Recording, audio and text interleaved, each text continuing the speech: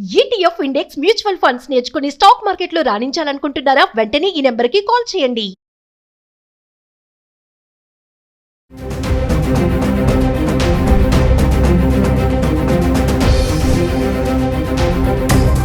మహారాష్ట్రలోని తానే జిల్లాలో ఒక దారుణమైన ఘటన జరిగింది.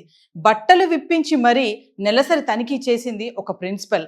బాత్రూంలో రక్తపు మరకలు కనిపించాయని ఊగిపోతుంది ఆ ప్రిన్సిపల్. మరి దీనిపైన మరింత సమాచారం అందించడానికి ఫోన్ లైన్లో మనతో పాటు ఉన్నారు family counsellor, motivational speaker, public speaker Rajaniramma గారు.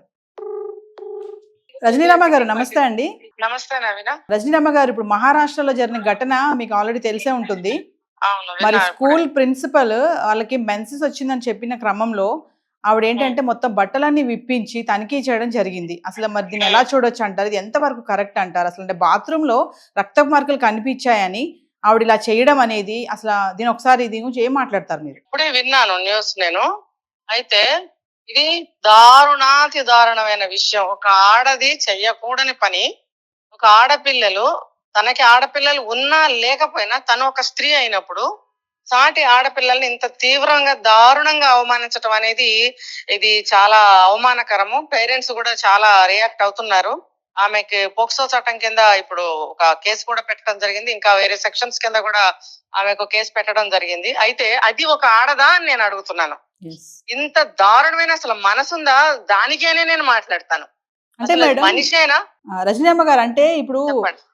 అమ్మాయిల మానసిక స్థితి కూడా మనం ఇక్కడ గమనించాలి కదా. ఎంత వాళ్ళు హట్ అయి ఉంటారు, వాళ్ళు మెంటల్లీ. చాలా చాలా అసలు ఒక బట్టలు ఎత్తి లోపల ఇన్నర్స్ కూడా ఓపెన్ చేసి చెక్ చేయడం అనేది ఎంత హింసకి. 2 దెబ్బలు కొట్టినా కూడా అంత హింస అనిపించదు. ఇంత మానసికమైనటువంటి హింస ఏ ఆడపిల్ల కూడా భరించదు. ఎంత చుట్టుపక్కల ఉన్న ఆడపిల్లలైనా సరే 5th క్లాస్ నుంచి తీసుకుని 10th క్లాస్ వరకు ఆడపిల్లలందరినీ కూడా లోపల ఇన్నర్స్ అన్ని ఓపెన్ చేయించి చెక్ చేయడం అనేది దారుణమైనటువంటి విషయము. ఇప్పుడు ఆవిడికి నాకు అనిపిస్తుంది ఈ పేరెంట్స్ అందరూ కూడా ఆవిడని అక్కడ ఏ రకంగా పనిష్ చేయొచ్చు వాళ్ళు. అంటే చట్టాన్ని చేతిలోకి తీసుకుంటారని మీరు అడుగుతారేమో, కానీ ఆ కోపాన్ని వాళ్ళు తట్టుకోలేని స్థితిలో ఉన్నారు. చేసినా చేస్తారా పని? ఎందుకంటే మేడం, కొడతారు ఆవిడని. ఎందుకంటే రజనీరమ్మ గారు, ఇప్పుడు పేరెంట్స్ కూడా ఒక టెన్షన్ ఉంటుంది కదా. ఆడపిల్లలు ఇలా చేయడం వల్ల రేపు వాళ్ళు ఏమన్నా అంటే వాళ్ళ మనస్తత్వం కొంచెం ఇరిగిపోయి గానీ వాళ్ళు ఫీల్ అయ్యి హట్ అయ్యి ఏమన్నా చేసుకునే ఛాన్సెస్ కూడా ఉంటాయి కదా. ఖచ్చితంగా ఉంటాయి. ముఖ్యంగా అది ఒక ఏదో ఒకటి స్క్రీన్ ఏదో ఒకటి పెట్టి మరి చెక్ చేసిందంట ఆవిడ. అంటే ఏంటి ఆవిడ ఉద్దేశం? ఏంటి? సైకోనా? ఒక సాడిస్టా? లేకపోతే అనుమానపు రాక్షస? లేకపోతే నేనే పెద్ద నెంబర్ 1 డిసిప్లినరీ మనిషిని అని చెప్పుకోవడమా? ఏంటిది? మరి ఇప్పుడు ఆవిడ డిసిప్లినరీ యాక్షన్ కింద ఆవిడకి ఏ కేసైనా పెట్టచ్చు ఆవిడ మీద. అవును, ఏదైనా. ఇప్పుడు ఆవిడకి ఎన్ని కేసులు నడుస్తున్నాయి చూడండి. ఒక ఆడదై ఉండి ఆడపిల్లల్ని ఇలా చేయటం అనేది దారుణమైనటువంటి విషయము. ఈవిడికి మెన్స్ట్రుయల్ యాక్ట్స్ కింద కూడా ఉంటాయి. వాటి కింద కూడా ఈవిడ మీద ఇంకొక కేసు పెట్టే ఛాన్స్ ఉందని చెప్తున్నారు. అయితే ఎన్ని ఉన్నాయో యాక్ట్స్ అన్ని కూడా ఇప్పుడు ఆవిడ మీద పెట్టాల్సిందే. ఎందుకంటే ఇప్పుడు బయట అనేకమైనటువంటి దారుణాలు, దుర్మార్గాలు జరుగుతున్నాయని ఒక పక్కన సమాజం, లోకం నానా బాధ పడుతుంటే ఇప్పుడు ఈవిడ చేస్తున్నటువంటి పని ఎలా ఉంది? ఇది మనుషులు చేసే పనేనా? ఇంకో విషయం ఏంటంటే మేడం, మామూలుగా మనం ఒక వీడియోలో మాట్లాడుకున్నాం కదా, ఎర్లీ పుబర్టీ అని చెప్పేసి ఆడపిల్లలకి ఎర్లీగా వాళ్ళు రజస్వలు అవ్వడము, వాళ్ళకి తెలియని వయసులో. సో ఇప్పుడు బాత్రూమ్ లో మరకలు అంటే పిల్లలకి సరిగా తెలియక, వాళ్ళకి మెయింటైన్ చేయడం రాక. సో మరి ఒక ప్రిన్సిపల్ అంటే మేడం తల్లి కదా, తల్లి తర్వాత తల్లిలాగా చూసుకోవాలి కదా. వాళ్ళకి ఎక్స్ప్లెయిన్ చేయకపోగా వాళ్ళని పిలిచి ఇట్లా చేయడం అనేది ఒక్కసారి దాని గురించి. ఇక్కడ ఆవిడ ముందు స్టార్ట్ అయిన విషయం ఏంటంటే ఆవిడ అదే పాయింట్ తో వెళ్ళింది అక్కడికి. ఏంటి, ఎవరికైనా కుదరక కష్టమయ్యి ఈ విధంగా జరిగిందా అది చెక్ చేయాలి అని ఒక సాఫ్ట్ ఇదితోనే ఆవిడ బయలుదేరినప్పటికీ ఆవిడ చేసిన చర్య అనేది చాలా క్రూయల్ గా తయారైపోయింది చివరికి. అది ఆవిడ ఏం చేయాలనుకున్నది ఏం చేసింది. ఏది ఏమైనా అసలు ఆవిడ చెక్ చేయడం ఏంటి? అరే ఎవరో అమ్మాయికి ఇట్లా బాగోలేదుగా, మళ్ళీ ఆ వాష్రూమ్స్ కొంచెం క్లీన్ చేయండి అని చెప్పాలి గాని ఈ విధంగా ఎవరు చేశారంటే ఏం చేస్తావు నువ్వు? ఇప్పుడు ఆవిడ ఎవరో ఒక అమ్మాయికి అలా జరిగింది, నువ్వు అమ్మాయిని ఏం చేయదలుచుకుని నువ్వు ఇలా చేసావు, చెక్ చేసావు, ఓకే కన్ఫర్మ్ అయింది. మరి ఇప్పుడు ఏం చేయాలనుకుంటున్నావు? స్కూల్లో ఎంతో మంది పిల్లలకు వచ్చి ఉంటుంది డేట్ ఒకటే రోజున. పిల్లలందరినీ నువ్వేం చేయాలనుకున్నావు? అంటే నీట్ గా లేదు, మెయింటైన్ చెయ్యట్లేదు అని ఆ కోపంతో ఆమె అలా చేసిందా? ఉంటారు కదా కొంతమంది మేడం. కోపం అయితే ఓపెన్ చేసి చూడాల్సిన అవసరమే ఉందండి. డిసిప్లినరీ యాక్షన్ తీసుకోండి. ఇంట్లో పేరెంట్స్ కి ఏదైనా మీటింగ్ లో చెప్పండి. పిల్లలు ఆ డేట్ లో 1-2 రోజుల్లో లీవ్ ఇవ్వడానికి మీరు ట్రై చేయండి. పిల్లలకి ఒక్క రోజు లీవ్ తీసుకుంటే కూడా వాళ్ళకి పనిష్మెంట్స్ ఇవ్వడము, ఫైన్ ఏదేదో ఉంటున్నాయి కొన్ని స్కూల్స్ లో.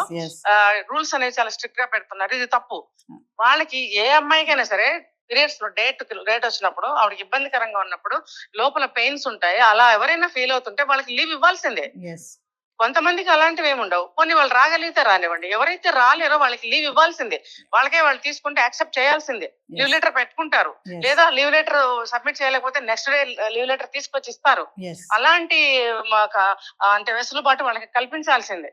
చిన్న పిల్లలండి, ఇప్పుడు 4th క్లాస్ 5th క్లాస్ వాళ్ళు కూడా అవుతున్నారు, మెచ్యూర్ అవుతున్నారు. వాళ్ళకి ఏం తెలుస్తుంది? ఇంటి దగ్గర పేరెంట్స్ అరేంజ్ చేసి ఏదో పంపిస్తారు. మీరు లీవ్ ఇవ్వని కారణంగానే కదా వాళ్ళు ఆ టైంలో కూడా రాగలుగుతున్నారు, రావాల్సి వస్తుంది. మరి అలాంటప్పుడు మీరు లీవ్ ఇవ్వాలి. వాళ్ళకి ఏదైనా పొరపాట్లు జరిగితే కన్సిడర్ చేయాలి, వాళ్ళని ఓదార్చాలి, వాళ్ళకి తగినటువంటి ఎడ్యుకేషన్ ఇవ్వాలి, ఆ విషయంలో తగినంత జాగ్రత్తలు ఎలా తీసుకోవాలి అని చెప్పి ఆ ఎడ్యుకేషన్ ఇవ్వాలి వాళ్ళకి.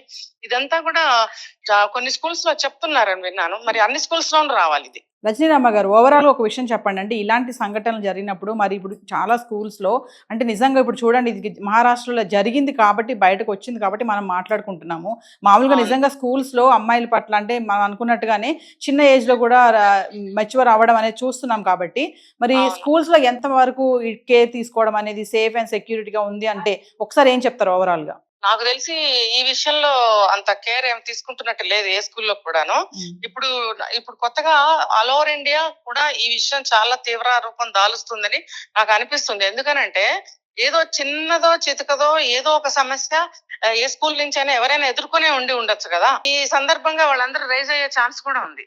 కాబట్టి ఇప్పుడు వీళ్ళకి ఆడపిల్లలకి సరైన వాష్రూమ్స్ ఉండవు, సరైన ఫెసిలిటీస్ ఉండవు, శానిటరీ విషయాలు నాప్కిన్స్ గానీ అవన్నీ కూడా కొన్ని వాళ్ళు అరేంజ్ చేయాల్సిన అవసరం ఎంతైనా ఉంటుంది. ఎమర్జెన్సీలో కొన్ని వాళ్ళు ఏర్పాటు చేసుకున్నా కొన్ని వీళ్ళు అరేంజ్ చేయాల్సిన అవసరం ఎంతైనా ఉంది. స్కూల్ తరఫు నుంచి లక్షల ఫీజులు తీసుకుంటున్నారు. మరి పిల్లలకి ఏం ఫెసిలిటీ ఇస్తున్నారు? Washrooms clean. నేను కొన్ని స్కూల్స్ కి వెళ్ళి అప్పుడప్పుడు అంటే ఏదో ఒక అవసరం మీద వెళ్ళినప్పుడు అక్కడ చూస్తూ ఉంటాను, వాష్రూమ్స్ అన్ని ఎంత బ్యాడ్ స్మెల్ వస్తుంటాయో, వాటర్ ఉండదు, వాళ్ళకి తగిన ఫెసిలిటీ ఉండదు. ఎట్లా అంటే అట్లా ఉంటాయి. ఆడపిల్లలు అసలు ఎట్లా వాళ్ళు వెళ్తున్నారు, ఏంటి వాళ్ళ పరిస్థితి అనేది నాకు చాలా బాధ అనిపించింది. ఎందుకు వీళ్ళు కేర్ తీసుకోవాలి? ఖచ్చితంగా గవర్నమెంట్, ఏ స్టేట్ గవర్నమెంట్ అయినా సరే పిల్లలకి తగినటువంటి ఫెసిలిటీస్ ఇవ్వాలి. యాజమాన్యానికి కూడా కొన్ని రూల్స్ పెట్టాలి. ఇప్పుడు స్కూల్ బస్సులకి ఎల్లో కలర్ పెట్టాలి ఆల్ ఓవర్ ఇండియా అని అన్నప్పుడు, మరి స్కూల్ లోపల ఏముందో అది కూడా చూడ. స్కూల్ లోపల ఏం జరుగుతుంది, పిల్లలకి ఏం ఫెసిలిటీస్ ఉన్నాయి, పిల్లలు ఎంత బాధపడుతున్నారు, దేనికి బాధపడుతున్నారు, ఇవన్నీ కూడా చూడాల్సిన అవసరం ఉంది. ఇవన్నీ ఆడపిల్లలు బయటకి చెప్పుకోలేరు. తీవ్రమైనటువంటి అవమానం ఎదుర్కొన్నారనే చెప్పాలి వాళ్ళ రోజున ఆడపిల్లలు. మళ్ళీ మర్నాటి రోజు స్కూల్ కి వచ్చి మొహం చూపించుకోగలరా? ఆడపిల్లలే హేళన చేస్తున్నారు కూడా, షేమింగ్ చేస్తున్నారు. నిన్న ఈఎంఐకి ఎలా అయింది, ఇలాగైంది, అలాగైంది, టీచర్ ఎలా అన్నారు, ఎలా అలా అని చెప్పుకుంటే ఆ అమ్మాయి పరిస్థితి ఏంటి రేపొద్దున? నేను స్కూల్ కి వెళ్ళంటుంది ఆ పిల్ల. వాళ్ళ క్లాసెస్ కూడా స్కూల్ కి వెళ్ళాలంటే కూడా కొంచెం అభ్యంతరం వ్యక్తం చేస్తారు. దీనికి ఆవిడ ఎక్స్ప్లెనేషన్స్ అన్ని ఇవ్వాలి. తర్వాత ఎన్నో ఇప్పుడు కేసులు పెట్టారు, ఎఫ్ఐఆర్ ఫైల్ అయ్యింది ఆవిడకి. సో ఖచ్చితంగా చట్టం ఆవిడకి గట్టి శిక్షలే వేయాలని నేను చెప్తున్నాను. థ్యాంక్ యూ రజనీరామ గారు, కాల్ వచ్చినందుకు. Thank you. Okay. So viewers, మరి చూసారు కదా మహారాష్ట్ర తానేలో జరిగినటువంటి దారుణమైన ఘటన. మరి తల్లి తర్వాత తల్లిలా చూసుకోవాలి, గురువు తల్లి తర్వాత గురువే దైవం అని చెప్తా ఉంటారు కదా. మరి ఆడపిల్లలకి స్కూల్లో ఈ మెన్సెస్ టైంలో ఎలాంటి రక్షణ ఉంది? మరి బాత్రూమ్స్ బ్లడ్ మార్కులు కనిపించాయని చెప్పేసి పిల్లలు బట్టలు విప్పి అలా చెక్ చేయడం అనేది ఎంతవరకు కరెక్ట్? మరి ఆడపిల్లల మనస్తత్వం ఎంతవరకు దెబ్బతీసి ఉంటుంది? రేపు వాళ్ళు మళ్ళీ స్కూల్కి రావాలంటే ఎంత ఆలోచిస్తారు, అమ్మో నేను స్కూల్కి వెళ్ళను అనే ఛాన్సెస్ కూడా చాలానే ఉంటాయి. మరి ఏదేమైనా సరే మరి ఆ ప్రిన్సిపల్ పైన తగిన యాక్షన్ తీసుకోవాలని చెప్పేసి సైకాలజిస్ట్ రజనీరామ గారు కూడా చెప్పడం జరిగింది. This is Naveena signing of.